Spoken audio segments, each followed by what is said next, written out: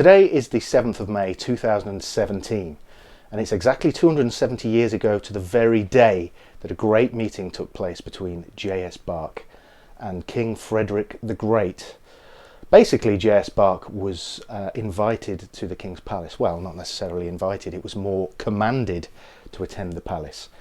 And the King's keyboardist was actually J.S. Bach's son, C.P.E. Bach.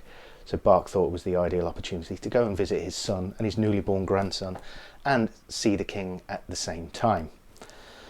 So when J.S. Bach turned up at the palace, he was presented with a theme that had been written by King Frederick, who was himself a flautist and a composer.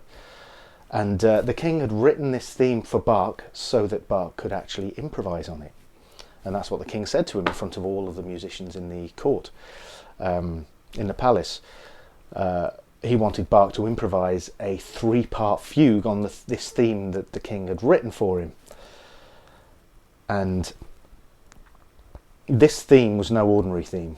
If you know anything about fugues and canons, the idea behind a good fugue or a good canon is to create a theme which is open to manipulation, easily open to manipulation. And this particular theme was the proverbial turd in the water pipe. It was, as Schoenberg put it, canon-proof, devised basically to upstage Bach, basically, in front of everybody else.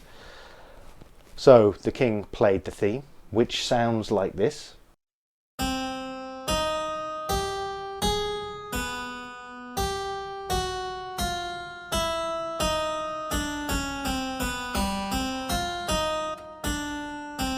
And after the first hearing, J.S. Bach sat down and improvised a 3-part fugue on that very theme. Of course, when J.S. Bach finished, everybody around him congratulated him on what he'd actually just done. But the King didn't stop there. The King actually said to J.S. Bach afterwards, "Right, now you've done that, I want you to improvise a 6-voice fugue on that theme." And J.S. Bach declined, which I think was a good thing.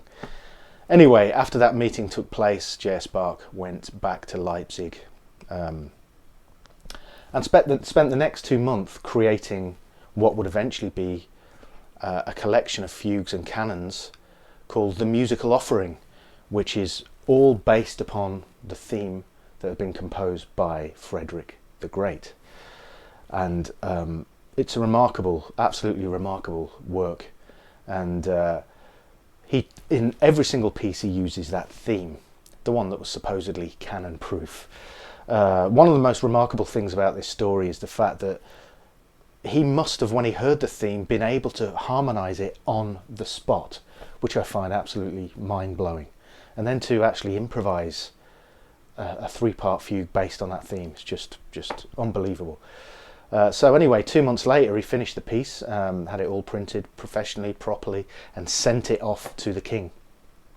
And I'm going to play now, just give you an example of the genius of Bach, why he was a boss, basically. So here is a monophonic line. It's a canon, it's commonly known as the Crab Canon from the Musical Offering. So I'm just going to play it forward for you from beginning to end.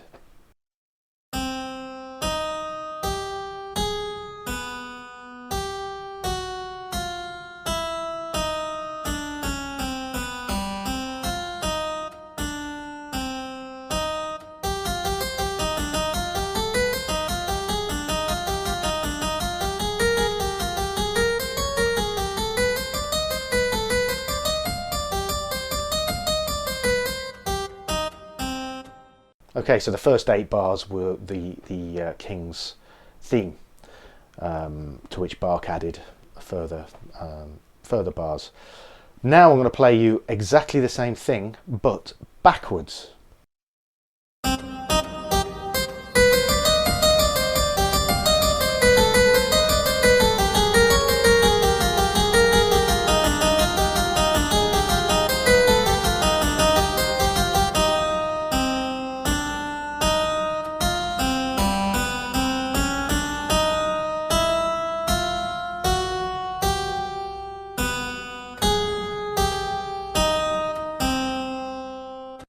Don't know about you, but I think that sounds even better played backwards.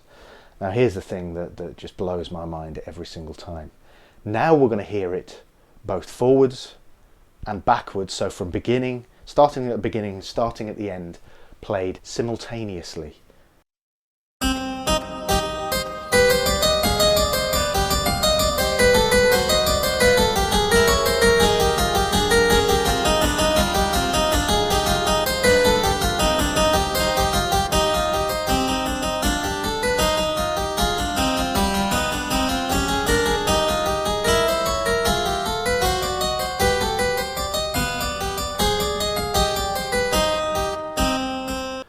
Mind blown. I think it sounds absolutely incredible. It just blows my mind every single time I hear that. It's just so clever.